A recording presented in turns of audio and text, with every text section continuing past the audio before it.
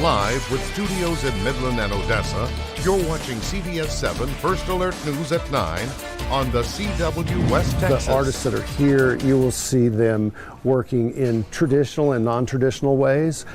Some are doing interesting things with paint that maybe you've never seen before, and especially with photography, there's a lot of creative people. The Arts Council of Midland is hosting their 40th anniversary of the Celebration of the Arts this weekend. Coming up in just a few minutes, how you can get involved. Thanks for joining us for CBS7 News on the CW, and thanks to those of you joining us live on the CBS7 YouTube. I'm Laura Munt, and we start tonight tracking crime. An Odessa man was sentenced to 30 years in federal prison for a carjacking back in January. According to court documents, 38-year-old Isaac Carrasco attempted to carjack a couple on January 30th. He pointed a shotgun at the driver, and when they didn't get out of the truck, he fired the shotgun in the air. Carrasco drove off with the truck, but was later found by the Odessa police. U.S. Attorney Jamie Esparza said, quote, "This 30-year sentence sends a strong message that violent crime in our community will not be tolerated, and it will be met with the full force of the law," end quote. And you'll remember yesterday we showed a statement issued by Congressman Tony Gonzalez in response to the Biden administration addressing the rising threat of a violent Venezuelan gang to the U.S. Tonight we're going to break down exactly what it means now that Tren de Aragua is being considered a transnational criminal organization. Transnational gangs are criminal organizations that operate across international borders. They exploit differences in legal jurisdictions and law enforcement capabilities to evade detection and prosecution, making it challenging for authorities to investigate their illegal activities. Labeling TDA as a transnational criminal organization is a good first step because it allows these different federal agencies to go after their money, it has to go after their leadership, and to target the organization in a more structured way. But the real work happens on the ground. The real work happens in these task forces. Gonzalez has stressed that addressing these issues is vital for preventing further infiltration by dangerous organizations like TDA. And throughout this week, a manhunt took place near Houston, looking for this man, Ronnie Palmer, after a deputy was killed in an ambush in northeast Harris County. The deputy was identified as Fernando Esqueda. He was 28 years old and a 5-year veteran of the sheriff's office. His alleged killer was taken into custody last night. The sheriff said this started Wednesday night when deputies received a call about an aggravated assault at Little Caesars Pizza. The sheriff said the attacker pistol whipped an employee before he took off. Deputy Esqueda tracked down the suspect's vehicle and was ambushed and killed while calling it in. Again, the alleged suspect is in custody. And earlier today at Odessa Police Department, Phillips 66 made a donation of $29,000 to the department's drone program. OPD bought 4 new drones with that money. Since its launch, OPD's drone program has found suspects and missing people. It's been used to secure a building without putting the life of an officer at risk, and it's helped with security at large events. That technology is amazing when you think about how easy these are to fly. You know, our pilots are capable of flying something that's much more difficult to fly, but these are so easy to fly, and just so advanced with their optics and the technology. Chief Gerke would also go on to say that the department hopes to get even more drones to help the police. And over the past 2 years, Texas lawmakers and the Environmental Protection Agency have gone back and forth on air quality regulations in the Permian Basin. This week, Congressman August Pfluger introduced the Show the Data Act of 2024, which would prevent the EPA from using data from out of Texas to regulate the Permian Basin. In 2022, the EPA was considering redesignating parts of the Texas Permian Basin as a non-attainment zone, which would open the region up to more air quality regulations. In 2023, the EPA didn't specify, but took the consideration off its agenda. Now, Pfluger says the Show the Data Act will ensure that regulation decisions are made with local data. If you can read more about this act and previous EPA decisions up on our website, CBS7.com.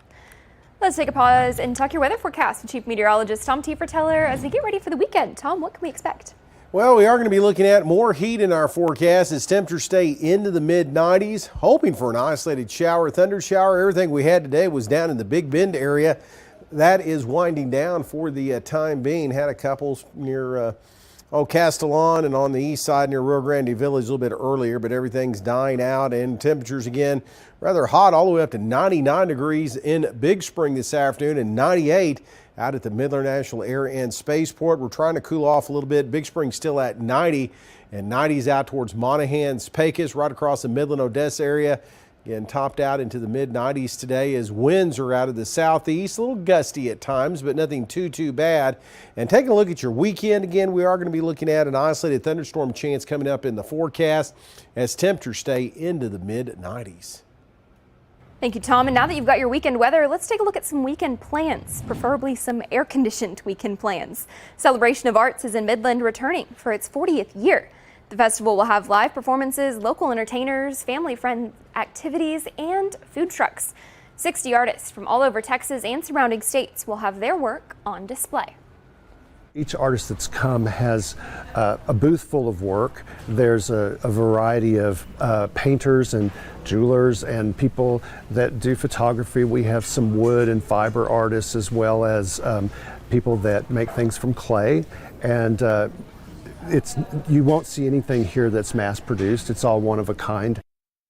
And all new this year, the Arts Council of Midland will be adding a tea party for kids. And maybe you're spending your weekend doing a little cleaning. Well, then you're in luck, because the City of Odessa's Solid Waste Department is hosting another bulk drop-off event tomorrow. This is the 4th event that the city has held this year, and it's an opportunity for you to dispose of bulky items that don't fit in dumpsters for free. And you're doing your part in keeping Odessa beautiful. The importance, of course, is to clean our city, in our alleyways, our streets, anything you have stored that needs to be in the dumpster that will not fit in the dumpster. This is a perfect time to go to a free bulk drop-off. The bulk drop-off event will be this Saturday at Ector Junior High from 8 a.m. until noon. And if you're a sports fan, we've got some games for you to check out this weekend, starting with the Midland Rockhounds, who have been really on their game this past week. Last night, Blake Beers had a perfect game that lasted 7 innings. On the 4th of July, the Rockhounds put up 24 runs in their win against the Amarillo Sod Poodles, and the offense and pitching has been clicking on all cylinders. Rockhounds head coach Gregorio Petit is happy with the recent progress of his team, as they will soon head into the All-Star break. We just have fun. We come here to enjoy every single day, to work hard every day. You know, if you notice when you come here, you always see us on the field working. These guys putting everything they got to get better, and you know, we had this good stretch, but we got to stay humble. The game is the game. You got to come out and play it every single day, like yesterday didn't happen. And you know, you got to turn the page quick. The Hounds will have 2 more games this weekend before the All-Star break, and then they're on the road against Corpus Christi next week. And just a short walk from Momentum Bank Ballpark is Astound Broadband Stadium, where West Texas FC will continue their playoff run against the Denton Diablos. Both teams are familiar with each other as they split the season series 1-1.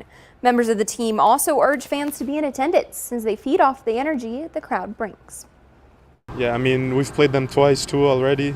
They've beat us the first game and we've beat them at home. So we know it's a tough team, but we're confident about how we play, how many goals we can score, so hopefully we can put on a show again on Saturday. If the fans keep doing what they're doing, it's a blessing for us. We can play in front of them and they help us to win for sure. Be there tomorrow, do like you guys always do, cheering for us, and we will make you proud. Once again, game time is 7:30 tomorrow at Astound Broadband Stadium. So go support our local sports this weekend, and don't forget to tune in to CBS7 News tonight at 10 and all weekend long for more First Alert sports coverage. In Big Spring today, West Texas Sinners celebrated the retirement of their top official, Shelly Smith, who's retiring after 42 years. Shelly was the chief executive officer for West Texas Sinners, and she says she hopes to continue to see West Texas Sinners grow and offer more services as her successor, Rodney Jones, takes over. For Shelly, this celebration is a little bittersweet. Looking forward to retirement, want to spend more time with my husband and my kids and my grandkids, but going to be sad not to see the faces that I get to face all the time. As for Shelly's next plans, she said she looks forward to spending more time with her family and taking it easy. Still ahead, from ongoing power outages in Texas to damaging tornadoes in the Northeast, Beryl's impact continues to be felt across much of the U.S. These weather headlines are up next.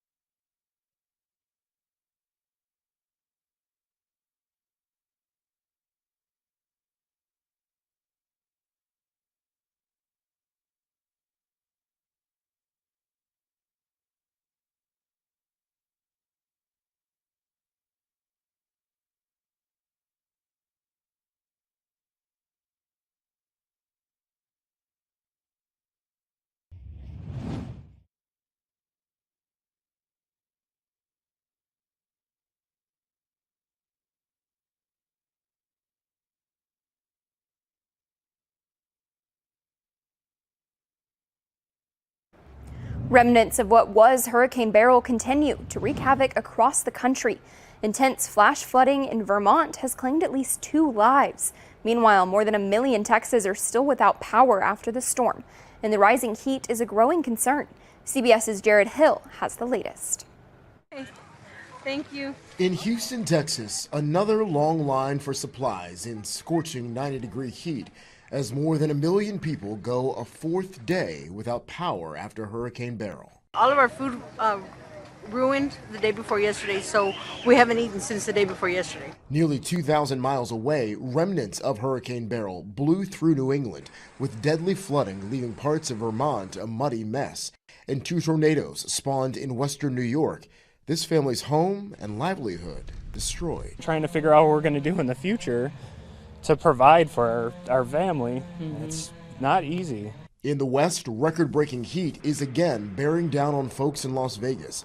Thursday marked the 6th straight day of daytime highs reaching or exceeding 115 degrees.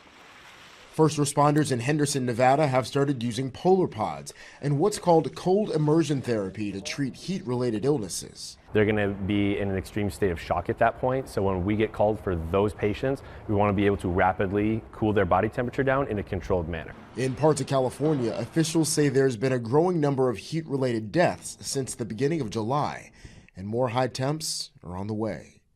Jared Hill, CBS News. On the East Coast, rain is expected to break up the string of 90-degree days. But in the West, another dozen heat records could fall today. That heat will then head east this weekend. No extreme heat in our forecast. In fact, we're going to be looking at temperatures staying into the 90s and some rain chances. We're going to talk about all that coming up next.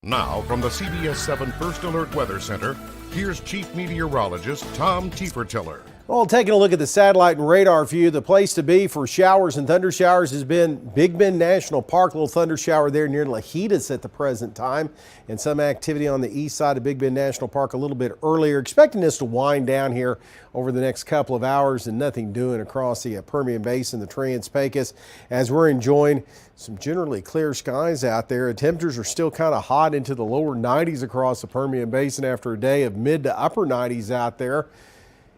And also saw some triple digits down along the Rio Grande Village, 97 degrees, 92 in Terlingua after seeing some triple digits earlier today. Caught in between two areas of high pressure. This one across the western U.S. we just did that story about. 5 days at or above 115 degrees in Las Vegas. Well, this high pressure is kind of lifting off to the north and east a little bit, so it's still going to influence our weather coming up this weekend and keep those temperatures kind of hot out there, but not going to get into those triple digits. And also high pressure across the southeast U.S. is on the move west. This is going to start to bring in more of a southeasterly flow across portions of the state of Texas, so more tropical moisture and even a tropical disturbance or two is going to be in the forecast over the next 5 to 7 days, and that's going to increase our rain chances, it looks like, middle to latter part of next week. Still dealing with some scattered showers, occasional rumbles of thunder here across portions of South Texas. But it was hot today as we saw temperatures up into triple digits in Amarillo, still at 90 there, 88 in Lubbock, in the mid to upper 70s across portions of the along I-35 there from San Antonio into Austin. Again, had some showers earlier today. Take a look at that futurecast showing you, for the most part, pretty quiet conditions for tomorrow. Isolated showers, thunderstorms primarily into the Big Bend area. Some isolated ones across the lower Trans-Pecos, southeast Permian Basin. I think we'll see a little bit better shot in some of the showers, thunder showers in the forecast coming up later on Sunday. So keep that in mind with any outdoor plans. I think overall it's going to be okay for you, whatever you plan to do outdoors. So for the rest of tonight, temperatures down into the lower 70s out there, and tomorrow looking at the mid to lower 90s across the area. As we'll see an isolated thunderstorm or two in a forecast, but those rain chances on the increase, especially the early to middle part of next week. A little tropical disturbance is going to move in, 30% chances of rain Wednesday and Thursday. And those temperatures again into the lower 90s, so being held down a little bit below where they should be this time of year. President Joe Biden headed back out on the campaign trail, plus how Republicans are preparing for their convention. That's all coming up next on CBS 7 News at 9.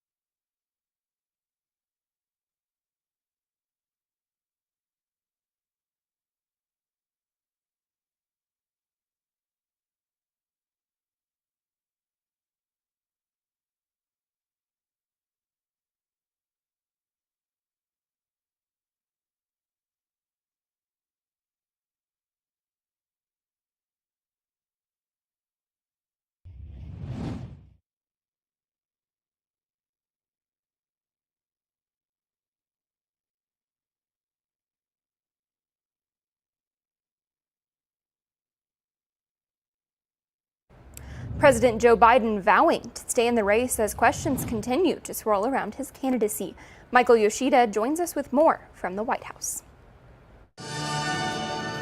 After hosting NATO leaders in Washington this week, President Joe Biden heading back on the campaign trail as he vows to stay in the 2024 presidential race. I'm just going to keep moving. In a press conference Thursday, Biden looked to put aside concerns over his debate performance and ability to beat former President Donald Trump. I'm the most qualified person to run for president. I beat him once, and I will beat him again.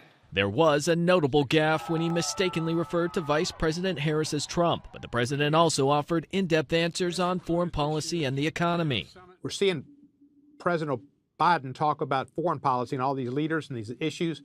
Trump is down at Mar-a-Lago with Orban, an authoritarian, egotistical sycophant of Putin. But more lawmakers are calling on Biden to step aside, including the top Democrat on the House Intelligence Committee. We just went 10 days where the story was not Donald Trump promising totalitarianism. It was, how is Joe Biden going to do in the big boy press conference? In a statement Friday, House Democratic leader Hakeem Jeffries announced he met with the president Thursday night, expressing heartfelt perspectives and conclusions about the path forward that the caucus has shared in our recent time together. But Jeffries did not explicitly endorse Biden's campaign. This comes as vulnerable House and Senate Democrats worry Biden's candidacy will impact their own races, putting the congressional balance of power at risk. At the White House, I'm Michael Yoshida reporting.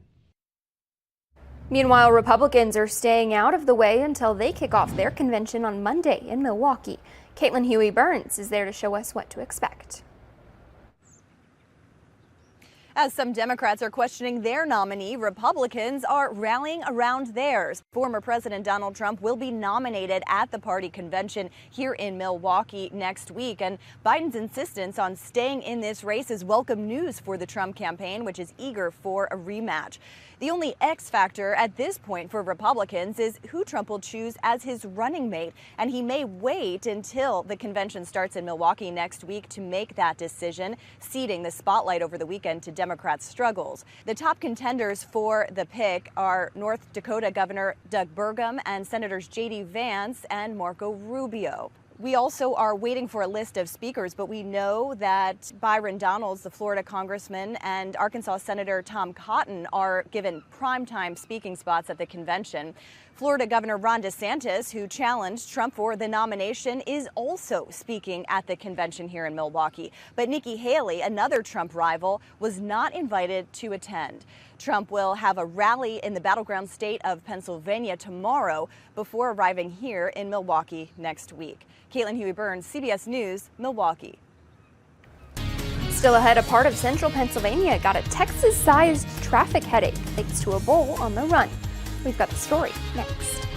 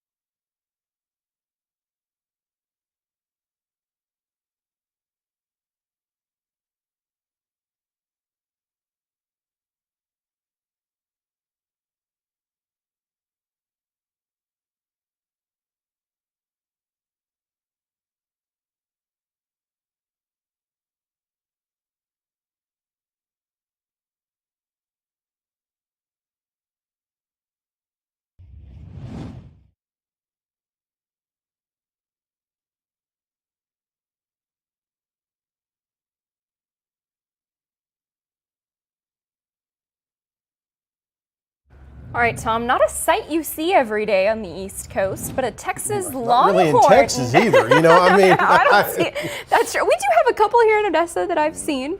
It caused a traffic headache in central Pennsylvania when a bull broke free Wednesday afternoon in York County, disrupting commuters on Interstate 83. Police in Fairview Township say the loose steer broke free from a trailer as he was being transported. The bull appeared to enjoy his freedom and he walked through lanes of traffic near the fishing creek.